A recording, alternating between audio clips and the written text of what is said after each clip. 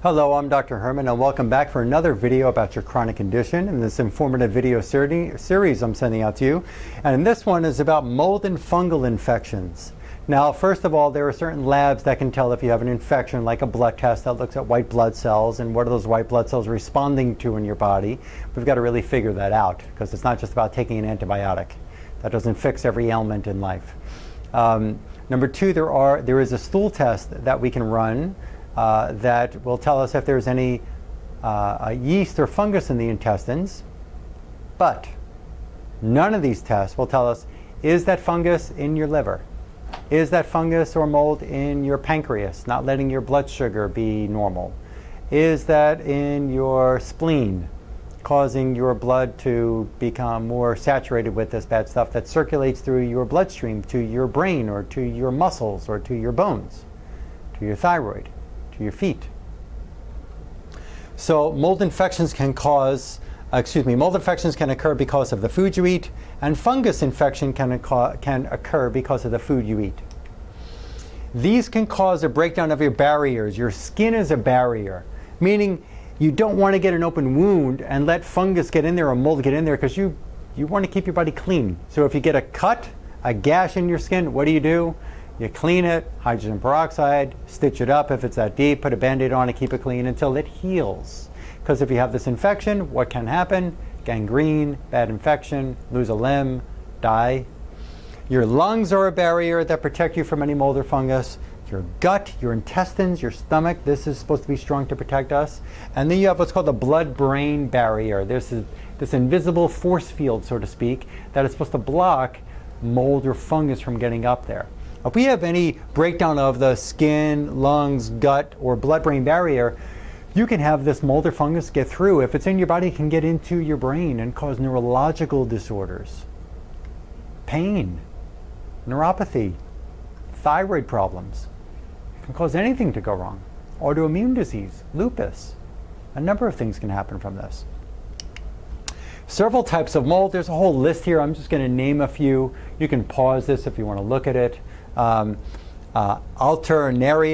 Aspergillus, Botrytis, Cladosporium, and we can name, there's Rhizopus, Mortariella, Mucor, Neurospora. So there's a number of things. They all sound like Greek to me, as I'm sure they do to you.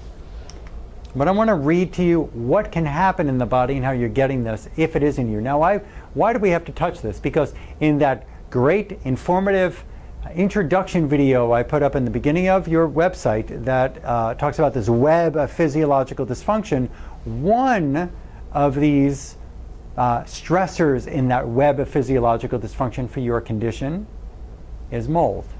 Another stressor is fungus. Roughly 25% of the world's food is contaminated by these mycotoxins, according to the World Health Organization. Grains incur considerable losses both in field and storage due to these pathogens and insects. Some of the pathogens and resultant mycotoxins reduce the nutritional quality of the product. Mycotoxins are toxigenic fungal compounds that can cause cancer and suppress growth. Mycotoxins contaminate grains and other food products across the globe and can significantly impact human health. This is research I got off of Wikipedia on the internet. They can be found growing on grains before harvest and storage. When ingested, inhaled, or absorbed through the skin, mycotoxins may reduce appetite and general performance and cause sickness or death in some cases. Mold growing in or on field corn and peanuts produce something called aflatoxin. We'll talk about that in a minute. The carryover of toxins in animal food may have severe consequences on human health. Listen to this story.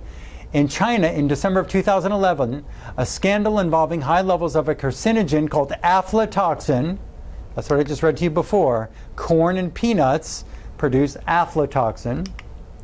In 2011, this high level of this carcinogen, aflatoxin, was found in milk from cows. It's not just do I have a dairy allergy, but there could be a mycotoxin called aflatoxin that's in the milk, that's on your peanuts, that's on your corn, in your high fructose corn syrup, and the peanut butter. And that can get into your body, and that can cause disease. And disease being whatever it is. I mean, we can talk about a list of diseases from fibromyalgia to neuropathy to thyroid disorders to diabetes. I did a study on one of my patients here. I didn't examine him, I'll put it that way, because we saw with following the proper diet, before I learned certain skills, I just had him on a certain diet to reduce the sugar, to hopefully be able to reverse his type 2 diabetes. Something happened. Unlike a lot of other diabetics in my office, his diabetes numbers never went down. He could never stop or only periodically take his his diabetes medication. We found in a further exam, when I learned the skill to be able to detect if there was any kind of mold or infection in the pancreas, I found mold in his pancreas alone. We found a product to be able to bring into his body that would counteract that mold, a safe, healthy, natural product, not a medicine, not a drug, to counteract that mold. And within days of taking this product, we noticed that his blood sugar level started to drop like never before. So there's a great book called about diabetes in particular, called Infectious Diabetes by Doug Kaufman. Understand, if you don't have diabetes and you're watching this video and you have another condition, just understand any tissue in your body, if you eat it, you are it. If you digested this mycotoxin and this mold, this fungus, this aflatoxin, it could be in your anywhere in your body, causing stress, causing problems, causing chronic pain disorders. In 2005, a company called Diamond Pet Foods, a U.S. pet food manufacturer, experienced a significant rise in the number of corn shipments containing elevated levels of aflatoxin. This mold toxin eventually made it into the pet food supply, and dozens of dogs and cats died from eating that food. Commonly, fungi grow on carbon-rich substrates like sugar. So all of these sugar products and these flours and the donuts and the pancakes and the waffles and ice cream and so on can have these toxins in them, and it can lead to problems in your body. Breakdown of the gut barrier, sinuses and digestive tract infections are most common. Lung and skin infections are all possible. Mycotoxins may or may not be produced by the invading mold. They can be taken in by other means in your body, like I said, by peanuts or dairy or corn even. Prolonged exposure may weaken the immune system. Aflatoxins from fungus. High-level aflatoxin exposure produces an acute liver necrosis. Your liver filters your blood. It detoxifies your blood.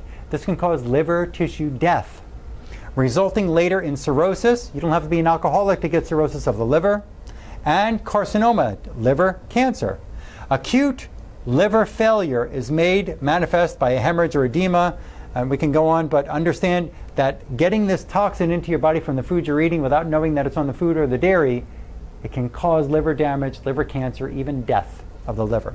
Children are particularly affected by aflatoxin exposure, which leads to stunted growth and delayed development.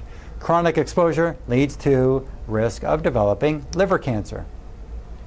So what I want to share with you in this video is that giving you more facts, not just ideas, but facts, that if you have in that web of physiological dysfunction without knowing you have it, you can have mold or fungus in your body that they can find on a blood test, they can find on a stool test, they can find on a urine test, and you're still taking your medications and you want to get better and you feel the same way that you've always felt with the medications, even before the medications, sometimes worse with the medications because the medications are causing harm to the system, you can have these toxic infections in your body. And skills that I've developed, kinesiology skills with these specific vials of mold or fungus or whatever it is that we have here, we can figure out if you have these infections in your tissues It will be very obvious to you when I do the exam. Very obvious that when we do the exam and you feel a difference in the way your energy or your strength feels when you have this mold near you or something else, I have to show you to make you understand, help you feel it. You will know that you have this in your body, and we'll know exactly what we need to do to remove this from the body, to detoxify the tissues, and you can get better. And you can stop going to all different physicians, and you can start living without the risk of other diseases like stroke or heart disease or heart attack or cancer developing in your body. Okay? Thank you for watching this video about mold and fungus. I look forward to sharing more information with you on other videos coming up. Thank you.